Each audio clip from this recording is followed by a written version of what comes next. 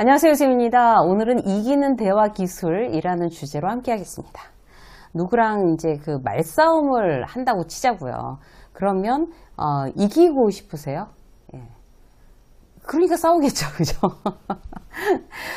말싸움을 굳이 하는 이유는 이제 내 뜻을 관철시키려서 또 이기려는 어떤 마음이 있는 거잖아요, 기본적으로. 지려고 싸우진 않으니까. 근데 왜 우리 그런 경우 있잖아요. 분명 내가 이제 말로 얘기해서 이긴 것 같은데도 이렇게 찜찜한 그런 느낌. 괜히 그랬나? 후회되고. 논리적으로 내가 이긴 것 같긴 한데, 내 의견도 이제 관철됐어요. 그런데 그 사람과의 관계가 이렇게 딱 틀어지는 거죠. 그런 경우에 그게 진짜 이긴 걸까요? 사실 냉정하게 볼 때 둘 다 진 거죠. 이긴다는 것은 이제 결과가 좋아져야지 의미가 있는 거예요. 그런 의미에서 오늘은 이제 지지 않는 대화의 기술, 거기에 대해서 이제 한번 짚어볼까 해요. 어떻게 하면 누군가와 이제 어떤 이야기를 해서 도출해낸 결과가 그 사람한테도 좋고, 나한테도 좋고, 어떻게 해야지 그렇게 될까? 그게 바로 지지 않는 방법인데요. 아주 현실적인 그런 기술들을 알아보도록 하겠습니다. 자, 첫 번째, 화내지 않습니다. 화내지 않아요. 이게 제일 중요해요. 화내지 않는 거. 제일 쉽게 볼 수 있는 장면, 우리가 운전을 하다가 접촉사고가 났어요. 아주 간단한 거. 근데 제일 먼저 하는 얘기가 뭘까요? 일단 운전석에서 나오면서 제일 첫 번째 하는 얘기가, 아니 운전을 그렇게 하면 어떻게 해요? 이렇게 소리 지르면서 화를 내는 것으로 상대를 제압한다. 이런 원칙을 아직도 갖고 계시는 분들 계시죠? 정말 이제 구시대적이죠, 사실. 예전에 이걸 정석이라고 생각했어요. 그리고 그렇게 선배들이 막 가르쳤어요. 동일한 방식을 우리는 아무 데나 막 들이대요. 사실 그런 상황에선 괜찮으세요? 이게 먼저죠. 층간소음이 문제가 이제 심각해서 불미스러운 어떤 일이 아파트에서 이제 일어나잖아요. 가끔 우리가 신문 기사로도 보잖아요. 근데 왜 그래요? 처음부터 화내고 시작해서 그렇게 될 가능성이 굉장히 크죠. 이렇게 되면 해결 안 되는 거죠. 그래서 어떤 상황에서도 화내지 않는 거, 이기는 화법의 가장 기본 중에 기본, 그리고 가장 중요한 내용입니다. 아무리 열받아도 흥분하고 화내지 않는다. 그런 원칙. 내가 딱 새겨야 될 그런 원칙인 거죠. 왜요? 흥분하고 화내면 일을 망치고 결국 지게 돼 있어요. 그래서 화났을 때, 특히 이제 회사에서 어떤 상황에서 내가 화가 났다. 그러면 말을 하지 않는 게 제일 중요해요.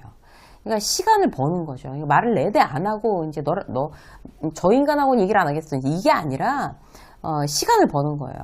좀 이따가 얘기합시다. 오후 2시에 얘기합시다. 혹시 그럴 수 없는 상황도 있잖아요. 이미 마주하고 있는 상황이면.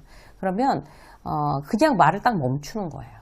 그리고 속으로 숫자를 세는 것도 좋은 방법이에요. 하나, 둘, 셋, 이런 식으로. 화난 강도에 따라서 5가지, 혹은 10가지. 그렇게 잠시의 침묵, 우리를 훨씬 더 실수를 덜하게 만듭니다. 자, 두 번째, 짧게 말합니다. 그러니까 지지하는 화법, 이기는 화법의 두 번째 중요한 부분이에요. 화가 나면 기본적으로 이제 횡설수설하게 되죠. 그리고 나의 뜻을 관철시켜야 되니까 말이 많아지게 된단 말이에요. 논리로 이겨야겠다 싶으면 거의 윽박지르듯이 말을 길게 하는 경우, 근거를 막 들이대면서 대부분이잖아요. 근데 그렇게 해봐야 말을 엄청 못하는 사람으로 보여요.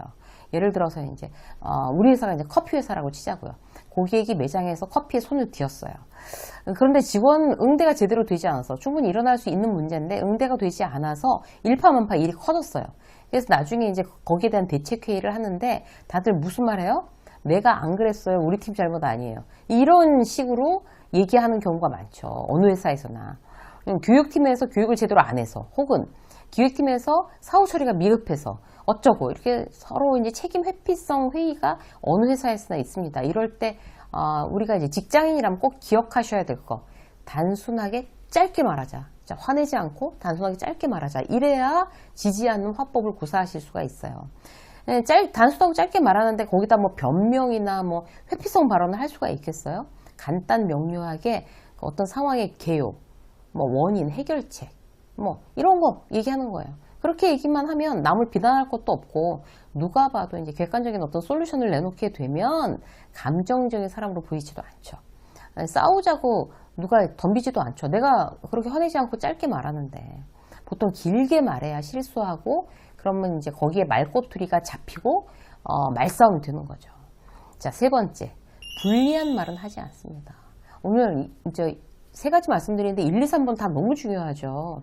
굳이 이제 나한테 불리한 말을 해서 내 그걸로 말꼬투리가 잡혀서 일을 크게 만드는 유형들이 꼭 어디에나 있어요, 보면. 그래서 누군가와 특히 논쟁을 할 때는 내가 불리한 입장에 놓일 만한 이야기를 굳이 내 입 밖으로 꺼내지 않는다. 이거 생각하시는 게 굉장히 중요해요. 불리한 말 대표적으로 어떤 거 있을까요? 첫 번째, 거짓말이에요. 이거 절대적으로 불리하죠? 지금 상황을 이제 유리하게 하기 위해서 이제 얼떨결에 거짓말을 하는 그런 순간이 있어요. 근데 그렇게 되면 결국 내가 지게 돼 있어요. 거짓말이 또 거짓말을 낳고 그걸 합리화시키기 위해서 또 다른 거짓말을 할 수밖에 없거든요. 결국 밝혀지게 되는 거죠. 이제 예를 들어볼게요. 거래처를 바꾸려고 한다는 소문이 그 거래처에 들어갔어요. 우리 회사가 이제 그 거래처를 대체할 만한 어떤 그런 후보업체를 이제 계속 이제 알아보려고 준비하고 있었어요. 근데 이미 그 업체에 들어간 거예요. 그 얘기가. 팀장이 열받아서 난리를 치면서 누가 소문 냈냐고 막 닥달을 했어요. 근데 사실 내가 그 거래처 사장한테 살짝 이제 그런 움직임이 있을 수도 있다. 이렇게 귀뜸을 해준 거거든요. 친하니까.